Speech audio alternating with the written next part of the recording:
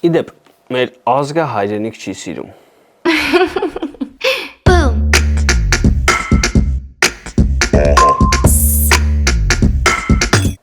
Ամեն դեպքում 20 թվականի աղետից հետո որոշ քաղաքական գործիչներ սկսեցին դրանում մեղադրել բոլորին։ Հիմա հարց, իսկ ինչի պիտի սիրեն։ Հիմա 21-րդ դարում հասարակության տոտալ ինստագրամացման շրջանում համաշխարհային գլոբալիզացիայի պայմաններում երբ աշխարհի ցանկացած կետ հասնելու համար առանձնապես խելք ու կարողություն պետք չէ։ Լավ, հարցս ուրիշ կերպ ձևակերպեմ։ Ինչ եք արել, որպեսզի մեր հասարակությունը սիրի իր հայրենիքը, իր դռանշևի 1 քառակուսի մետրից դուրս։ Սոցցանցերի դարում հայրենասիրությունը վաղուց արդեն դադարել է լինել գործարանային կարգավորում, ապրիորի վիճակ, որի մասին նույնիսկ չեն էլ խոսում։ Չէ, դա մարդու բնական վիճակը չէ։ Ցանկացած բանի հանդեպ սերը ստեղծվում է դրա շուրջ եղած էմոցիաներից։ Իսկ ինչ էմոցիաներ ունի մեր հասարակությունը։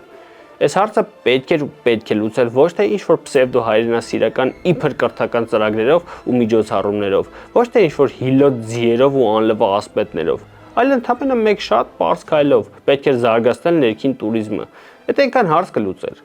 Գիտեք ինչի՞։ Ձեր ստեղծած հասարակությունը չգիտի իր տան մասին։ Իսկ ներքին туриզմը մի քանի հարց կլուծեր։ Նախ, մարդիկ հիշողություններ կունենային այդ նույն քամբախ հայրենիքի տարբեր վայրերի հետ։ Էմոցիաներ կունենային, պատմություններ կունենային, որոշները գուցե ճակատագրական պատմություններ։ Նկարներ կունենային Instagram-յան սթորիների համար, իսկ այդ ամեն ինչը, արա, կարևոր է այս մարդկանց համար։ Ու այդ ժամանակ կսկսեին սիրել այդ հայրենիքը։ Ամեն մեկը յուրովի, բայց Իրանը կհամարեր, սեփականության ու մի քիչ էլ պատասխանատվության զգացում կունենար այդ նույն հայրենիքի նկատմամբ։ Այդ հայրենիքի կոթողների նկատմամբ, ոչ թե Էրեբունու ամրոցի մասին կհիշեին մենակ այն ժամանակ, երբ երկու անասուն տուրիստ այնտեղ կնկարեին։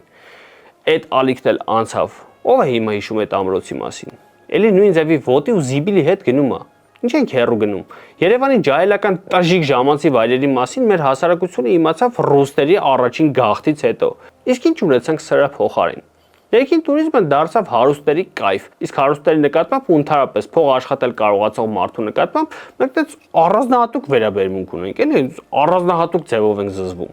Բայց սրա մասին մի ուրիշ անգամ։ Ներքին туриզմը դարձավ ինչ-որ թանկ հաճույք, ու մարդիկ Հայաստանը բացահայտելու փոխարեն նախընտրեցին աշխարհը բացահայտել, որովհետև այդ ավելի ձեռնտու էր ու որևէ մեկն իրավունք չունի մեղադրել այդ մարդկանց։ Դե մեր տունն է, կհասցնենք գնանք։ Ու քանի հոգի սենց ասող մարդ տենց էլ չհասցրեց Շուշին տեսնի։ Մյուս հարցը, որ կլուծվեր, բացի իրենց հողը սիրելուց ու կարոտելուց, մի ավելի կարևոր բան կձևավորվեր՝ ժամանակի ու տարածության զգացողություն, որ երբ երասխը ռմբակոծում էին, Երևանում մարդիկ հասկանային, որ երասխը այնտեղ միտեղ Մարսի վրա չի, այդ քթի տակ է, որ երբ Իրանը ռմբակոծում են, մարդիկ հասկանան, որ դա էլ է իրենց քթի տակ։ Այսպես են մարդկանց ստիպում հայրենիք սիրել, ոչ թե յուղոտ բերանով զինվորի կենաց խմելով ու մի րոպե լուռությամբ զոհերի հիշատակը հարգելով։ Մի րոպե հետո սկսելու է Վագխանալյան։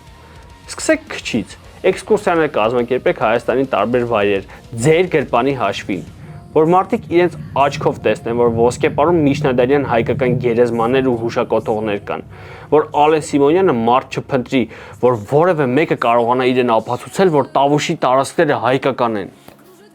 Ապացուցեցինք, օգուտ չկա։ Прекрасная далеко, не будь ко мне жестоко, не будь ко мне жестоко.